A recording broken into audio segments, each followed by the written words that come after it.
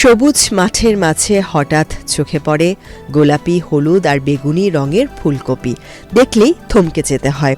মুন্সিগঞ্জের সিরাজদিখানে এমন ব্যতিক্রমী চাষ করে আলোচনায় এসেছেন কৃষক সেলিম শেখ। রঙিন ফুলকপি ও বাঁধাকপি চাষ করে তিনি যেমন ভালো লাভ পাচ্ছেন, তেমনি অন্য কৃষকদের মাঝেও নতুন সবজি চাষের আগ্রহ বাড়ছে।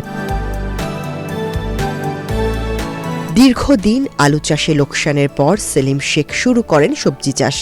ধীরে ধীরে তিনি ঝুঁকেছেন রঙিন কপির দিকে।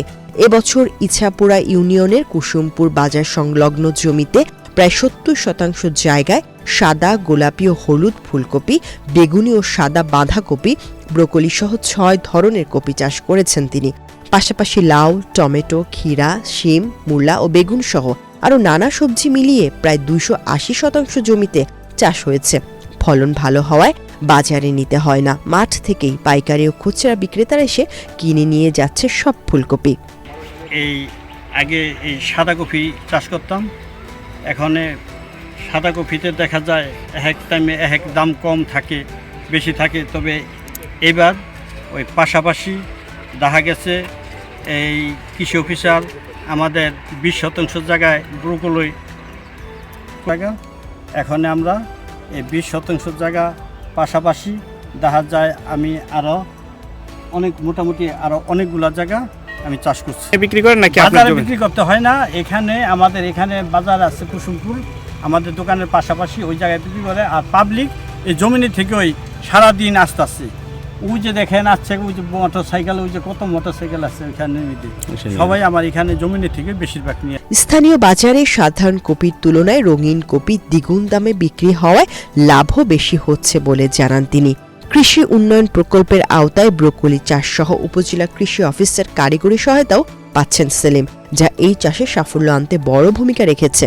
এখন একটা সাদা কপি বেশি ২০ টাকা হইতে ৪০ টাকা, ৫০ টাকা বেশি। আর এর পাশাপাশি হলুদ কপি একটা ৭০ টাকা, ৭৫ টাকা। আবার একটা লাল কপি, এটাও ৭০ হইতে ৭৫ টাকা বিক্রি করি।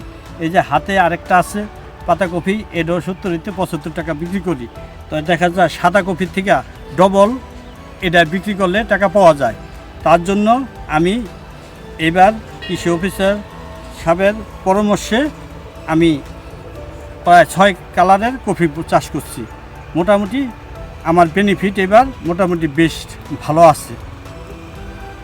ফলন কেমন আসছে? ফলন মোটামুটি ভালো আছে। এখন তো পুরোপুরি আইসা সারে নাই, তারপরও যেটা আছে আল্লাহ দিলে ভালো টাকা বিক্রি হয়। এই জমিনের থেকে আইসা দেখা যায় লাল কপি, হলুদ কপি একটা ৭০ টাকা করে, ৭৫ টাকা করে পাবলিকেশন। উপজেলা কৃষি কর্মকর্তা আবু সাইদ শুভ্র জানান, সিরাজদিখানে এখন আলুর পাশাপাশি প্রায় ২,০০০ হেক্টর জমিতে সবজি চাষ হচ্ছে।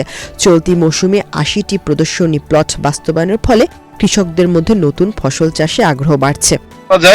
কৃষকরা এই রঙিন ফুলকপি, বাঁধাকপি, ব্রোকলি চাষ করে নরমালি যে ফুলকপি, বাঁধাকপি আছে তার চেয়ে অনেক বেশি লাভবান হচ্ছে। কৃষক খুশি এবং ক্রেতা যারা পাচ্ছেন তারাও খুশি যে নতুন একটা সবজি তারা এই এলাকায় দেখতেছেন।